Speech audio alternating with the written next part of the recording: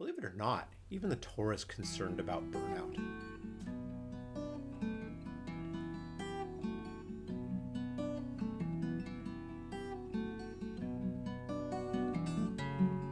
Shabbat Shalom, everyone. I'm Rabbi Paul, your virtual rabbi, and thank you for joining me for a weekly word of Torah. Okay, if you're a regular synagogue goer, tell me if this is familiar, and if you're coming at this from another religion, just pick your own central religious holidays, and the analogy is still going to work. All right, so you've had a summer, hopefully you've had a vacation, and you get to Rosh Hashanah and you're really excited, okay? So you go to Rosh Hashanah, you do as much as you possibly can, you might even volunteer for an extra thing or that, and you've got various mitzvah projects that are a part of that, and you've got food drives, and everyone's really excited, and you find your place in the synagogue, whether it's through prayer or whether it's through service, and you just do it. Right, and then you're so excited that you might even come to services that Shabbos for Shabbat Shuvah. Oh, and then comes Yom Kippur, and that's the marathon, and you've got it, and you know that you can do it, so you're ready for the fast, and you're ready for the marathon, and you might even be one of the people who sticks it out there, not just to do the evening services and the morning services and the Musaf, but maybe the special programs that happen throughout the day, the yoga service and the discussion services and the panel discussions, all those things, you make a part of it. And you make it through to that last minute, through Ne'ilah, the closing service, through that final Tikiyah Gedolah, and you see as that red-faced person blowing the shofar can barely make it, but they get 35 seconds into it, it's magnificent, and everyone says, Yasher Koach, and it's amazing. And then a few days later, you've got Sukkot coming, and maybe you're starting to run out of energy now.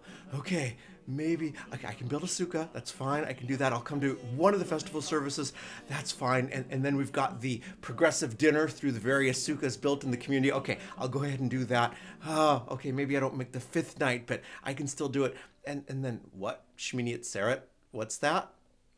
I'm sorry, we have to do what? Okay, I can make it for the night after. I can make it for Simchat Torah because that rabbi, he has the open bar, they do shots, they dance the Torah scroll. That's really cool. And I'm not going to see you at synagogue for another 2 months after that, am I? I've heard rabbis call it various different things. Synagogue overload, tefillah overload, festival overload.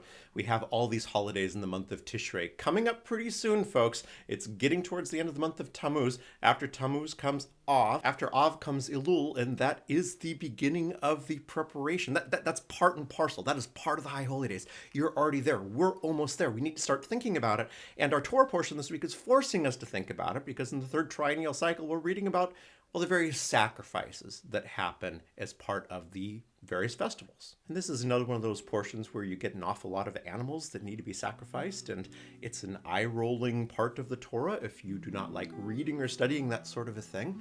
But there's something different that happens. This doesn't happen in any other place in the Torah, and it is a diminution of the amount of sacrifices that need to be made. Specifically, this is for Sukkot. All right, now, I know, middle of the summer, if you are in Europe, you're in the middle of a massive heat wave, a lot of the states is, you don't want to be thinking about Sukkot right now, but that's the Parashat we're in. We're in Pinchas, and at the end, we're dealing with sacrifices for the festivals. And specifically when we get to Sukkot, so starting on the 15th day of the month of Tishrei, so the 7th month, right? The first day of the 7th month is Rosh Hashanah, little Jewish calendar stuff going on there. And the first day during the temple times of Sukkot, there are various different sacrifices, but the first sacrifice that you see for Musaf, the special sacrifice, the unique sacrifice for that special day, is a sacrifice of 13 bulls. And then on the second day, 12. And on the third, 11. 10, 9. So total of 70, which that was almost going to be my sermon, right? Another great typological number, 70 days. It's 7, the number of completion of the eternal, times 10, the number of the manifestation of the eternal. If you don't know what I'm talking about, I promise, and I've been wanting to do this for a long time, I will do a typology and numbers in the Torah sermon coming out. If you're still confused, just wait for a few weeks. But the point isn't that there are 70 total. Well, the point that I want to talk about isn't that there are 70 total, it's that there's one less each day. And there's not a whole lot of commentary on this. The one great commentator that we have who does specifically want to draw our attention to this diminution of sacrifices for each Musaf is Chizkuni. So Chizkuni, his name is Hezekiah ben Manoah. He's a 13th century French Jewish scholar and commentator. And the title of his commentary, Chizkuni, is how he's generally known.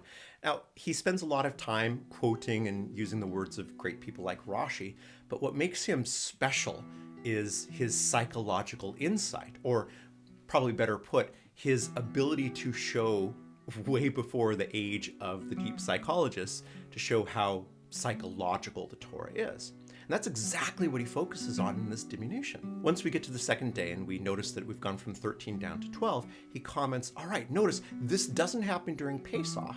The reason it happens at this point is because an undue burden would be caused on the community if we were to be required to bring the same amount of sacrifices each day. So each day there are less sacrifices so that the joy that we have is not diminished. Now, he doesn't come right out and say it, but based on the placement of Sukkot, based on the placement of this diminution of sacrifices, it seems pretty obvious that we're not the only ones who've experienced a little bit of synagogue burnout. And I think Hezekiah ben Manoah is onto something here, because regardless of how religious we are, regardless of how much we get something out of the ritual of Judaism, and not everyone does. Not everyone finds their place in Jewish tradition through tefillah, through the music of the high holy days, through the various rituals in the month of Tishrei. People find their place in Judaism in different ways, but for those of us whose primary path of Judaism is really through ritual, through prayer,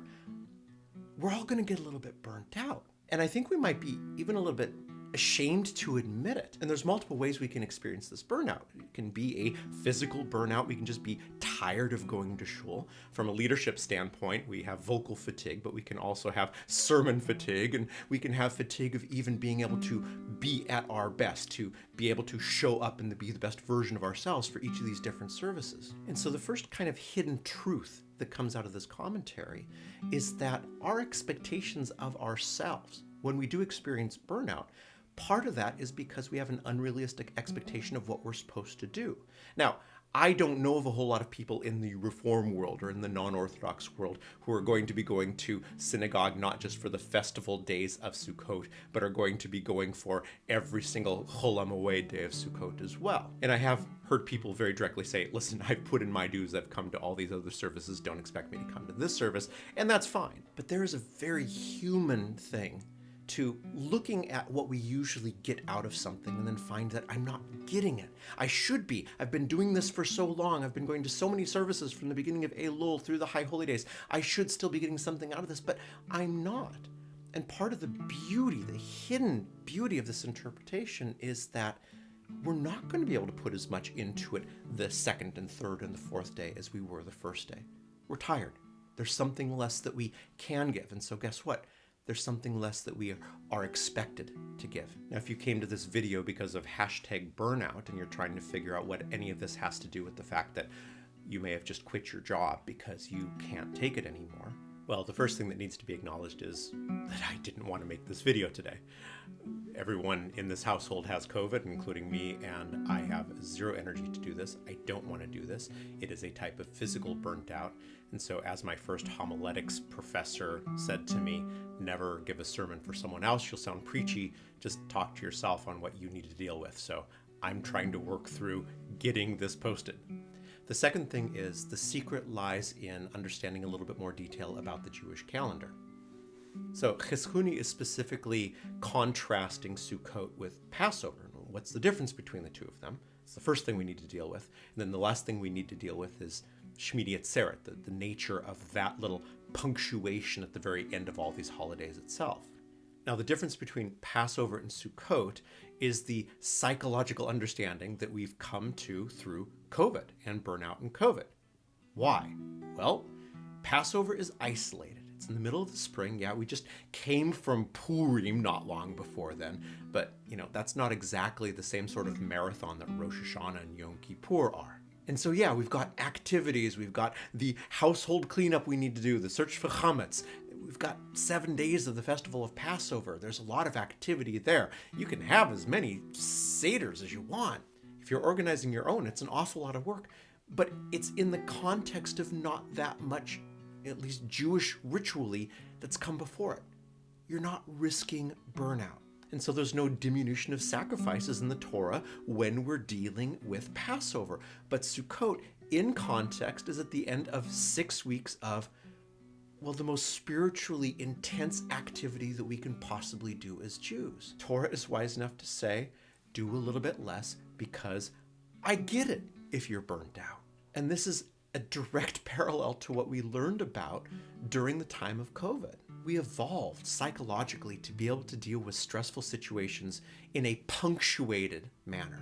In other words, the stressful moment or moments or few weeks come, and we're able to stand up and we're able to pull our resources together, our personal resources, the resources around us, and we can get through it for days, weeks, or months. Does everyone remember how excited we were for the first few Zoom meetings we were able to put together and still continue with life?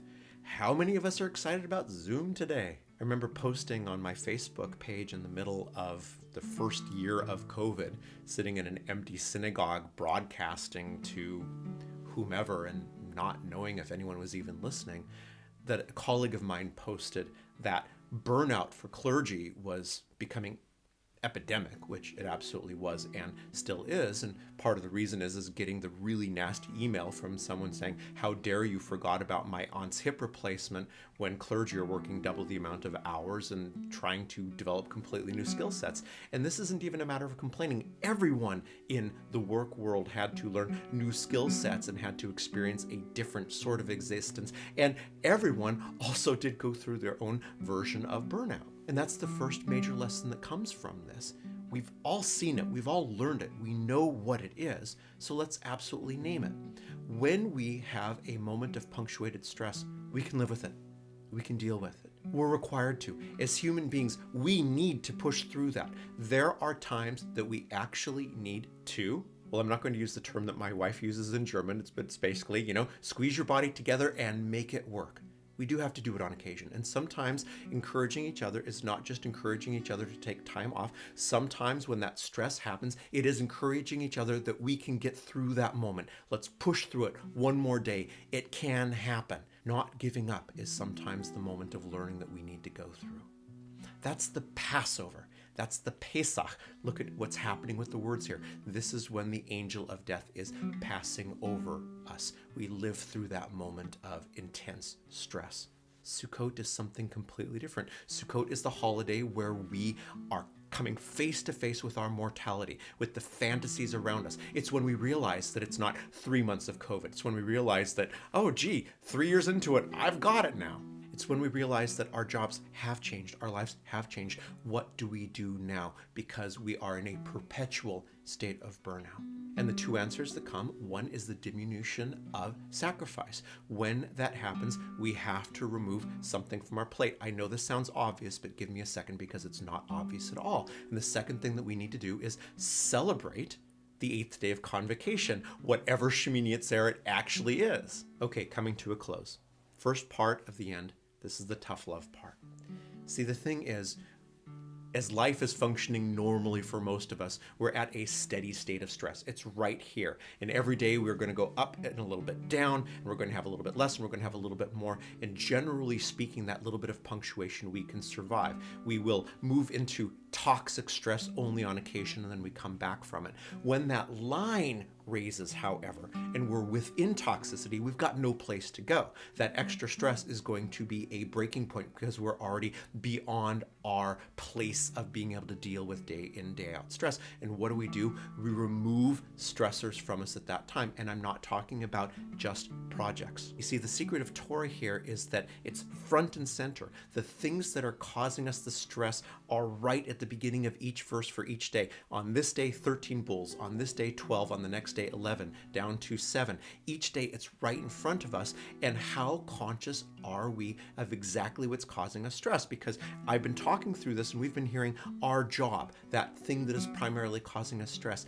If we are saying we are burnt out because our jobs have been unremitting for the last 2-3 years, and we just spent up until 2:30 in the morning flipping through our social media in the middle of the night when we should be sleeping, we need to look at ourselves in the mirror in a slightly different way. We keep on saying our jobs need to change, our bosses need to change, society needs to change around us. How many of us have looked in the mirror and said, we need to change? It doesn't mean that those other things are not true or contain truth, but Sukkot is at the end of a spiritual process where we look in the mirror and say, what are we carrying that we no longer carry? This is the end of the process that's begun with Elul, where we do a searching inventory for all the people that we need to ask forgiveness from and all the people that we need to let go of the junk that we're holding. If you count in that line that's above the toxic stress level, all the people that we are angry at right now, how much of that is contributing to your burnout? The answer is, I promise you, possibly more than your job. And this is spoken from the person who is currently not full-time in a congregation. I also removed the direct job things as I worked through my own personal process on it. But that doesn't mean I've done as good of a job as I need to do on removing the other things that I don't want to admit are a part of that stress. Okay, finally we get to this last little punctuation point, this Shmini Atzeret, this holiday no one knows anything about, the 8th day of convocation, Shmini Atzeret. I usually joke about this as being the Jewish rain dance. This is where we switch the liturgy around to daily talking about dew, to talking about rain. This is a reflection of the need of Eretz Israel to begin raining at that time, otherwise nothing will grow the next year. But there's something special that happens in the Torah here as well that says, pay attention. After we move from 13 to 12 down to 7 on the 7th day, 7 sacrifices, then all of a sudden we've got an 8th day with 1 bull, 1 sacrifice. It's no longer a part of the same chain of events, something different. It's its own unique day. Our great commentators have said over and over again, this is its own day. It's not uvayom hashmini and on the 8th day, it's bayom hashmini. On the 8th day, it's its own separate thing. So what's happening here at the end of all of this is something pretty cool. Atzeret, which is usually translated as convocation, so a sacred moment, it's not really what Atzeret means. Atzeret is like being held prisoner, which is a really strange thing to think of for holidays unless you really hate going to synagogue and sitting through services, in which case you might know what Atzeret means very intimately. But several commentators, Rashi and Ibn Ezra, Rabbeinu Basra, Chizkuni himself, they focus on the fact that you're not allowed to leave the place where you've been experienced Sukkot. So let's say we've gone to Jerusalem to make our sacrifices at the temple. You have to stay there. You're not allowed to move until after all this is gone. Why? Well, there's 2 things that have happened. One is what we've already talked about, the stripping away of the activity that is causing us stress, the honest looking at the mirror, the honest regarding of who we are, the honest regarding of what's causing us stress. If we're saying I am completely stressed out at work and I'm screaming at my Twitter feed, then I am lying to myself. The honest looking in the mirror and saying, these are the things that have put that line over that toxic level. And it's not just my boss, and it's not just what we want to say on the surface it is, because we don't want to address the actual issues of the changes we personally need to make. And Shmini Atzeret is the complete stripping back. The ritual is now down to just me. 1 sacrifice, me and the eternal. And indeed, that's what it says in the Talmud. So this is Rabbi Elazar, who, according to our tradition, is always right. And this is in Masechet Sukkah 55b. This may be compared to a mortal king who said to his servants, prepare for me a great banquet. But on the last day, he said to his beloved friend, prepare for me a simple meal that I may derive pleasure from you. Burnout became a thing during COVID, not just because we ran out of that extra pulse energy, not just because we added all those extra things to our life. It's because we let go of nothing during that time as well. All we did is add, and we didn't begin stripping away. And that included adding to our expectations of what today actually meant. Life is different than it used to be, whether we like it or not. It will never go quite back to normal, if only because society has changed so radically. But if we are having the exact same expectations of ourselves and those around us that we had one day before the pandemic began, then we have moved that line up permanently. When's the last time that we took that step back to start stripping away from all the illusions of who we think we are, but we are no longer? Right now in your life, what is the most essential relationship you have? What is the most essential thing that you do in your life? If we name those, and our focus isn't on that relationship and that one thing that we're doing, then no wonder we're all burnt out right now. And yet somehow, I still got through this. And I think that we can get through this. It's going to take a little bit of self-reflection. It's going to take maybe a little bit more Torah. Might take a little bit more Sabbath, because quite frankly, if anyone says I'm burnt out because of Shabbat, you're doing Shabbat wrong. So with that, let's unplug. Let's strip things back a little bit. Let's step into the place that helps to teach us primarily about how to do that. Stepping into our places of Sabbath, our places of rest. And with that, Shabbat Shalom. See you next time. ובמצוותיך וחוקותיך לעולם ועד, לעולם ועד. כי הם חיינו ויורחמנו והם נקיימם בלילה. כי הם חיינו ויורחמנו והם נקיימם בלילה. כי הם חיינו ויורחמנו והם נקיימם בלילה. כי הם חיינו ויורחמנו והם נקיימם בלילה.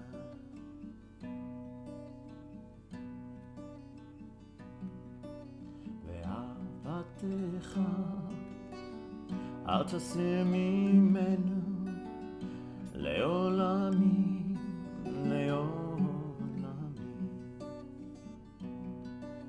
ברוך אתה אדוני